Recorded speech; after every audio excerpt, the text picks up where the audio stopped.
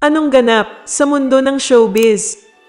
Usap-usapan ngayon sa social media ang viral video kung saan inilahad ni Marquez ang ilan sa mga natutunan niya sa kanyang mga nakaraang relasyon. Sa vlog na in-upload ng Rise Artist Studio na may pamagat na Boys After Dark nito lamang September 3, 2022 ay inilahad ni Marquez ang kanyang seryosong saloobin kaugnay sa nakaraan niyang karelasyon.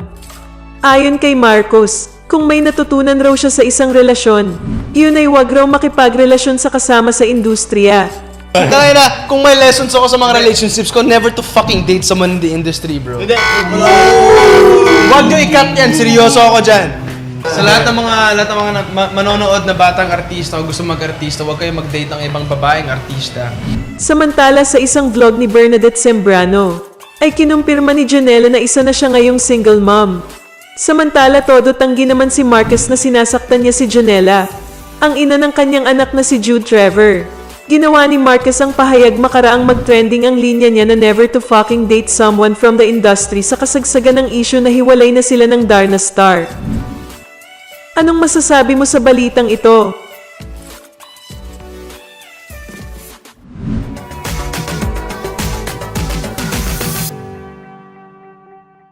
Anong ganap sa mundo ng showbiz?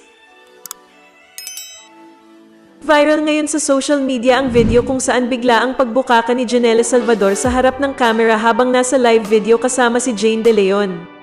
Sa nasabing live video ay makikita na tila sinita ni Jane si Janela sa biglaang pagbukaka nito. Maririnig pa ang boses ni Jane na sinasabing, "Huwag kang bumukaka." Tawang-tawa naman ang dalawa sa nasabing video at tila tuwang-tuwa sa ginawa ni Janela. Samantala magkasama sina Janela at Jane ngayon sa Las Vegas para sa tour ng ASAP. Bam! Bam! Bam!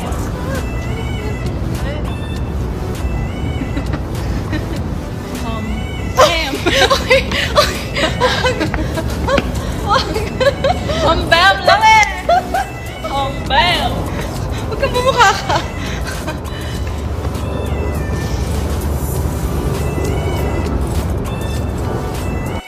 Anong masasabi mo sa balitang ito?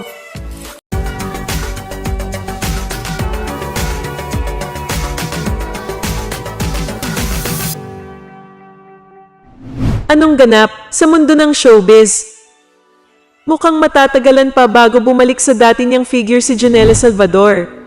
Sa post ni Vicky Bello sa Instagram ng photo nila ni Hayden ko nakasama si Janela, mapapansin na malaki pa rin ang katawan ng aktres at bilog pa rin ang mukha. Ito ang unang full shot photo ni Janela sa social media, na hindi nakaanggulo ang kanyang katawan at mukha. Ikinumpara tuloy si Janela kay Ann Curtis na di hamak na mas matanda sa kanya. Pero nagawang ibalik ang dati nitong kaseksihan. Ilang buwan lang matapos manganak, sa Australia pa lang ay nagawa na ngang magpapayat ni Ann. Well, naisip na mga fan na baka kaya nakipagkita si Janela kay Vicky ay para sa Balik Alindog program. Magpapahigop nga raw ng taba ang aktres. Ano sa palagay nyo?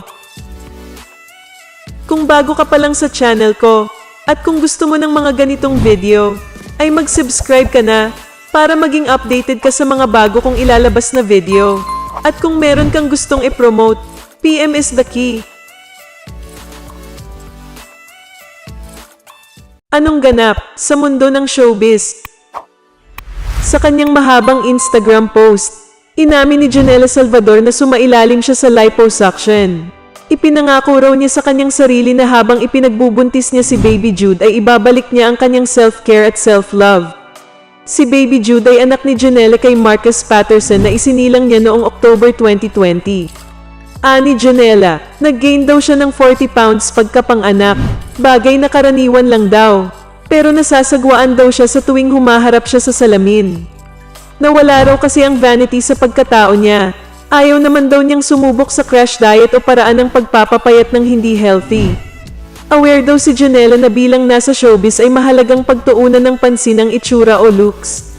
Pagkatapos daw ng ilang muni-muni at pakikipag-usap kay Dr. Vicky Bello ay napapayag na rin si Janela na sumailalim sa liposuction. Nais ibahagi ni Janela ang mensahe tungkol sa self-love, na hindi raw porke nakatuon ang iyong pansin sa pangangalaga ng pamilya ay ibig sabihin na kalilimutan mo na ring bigyan ng pagpapahalaga ang iyong sarili.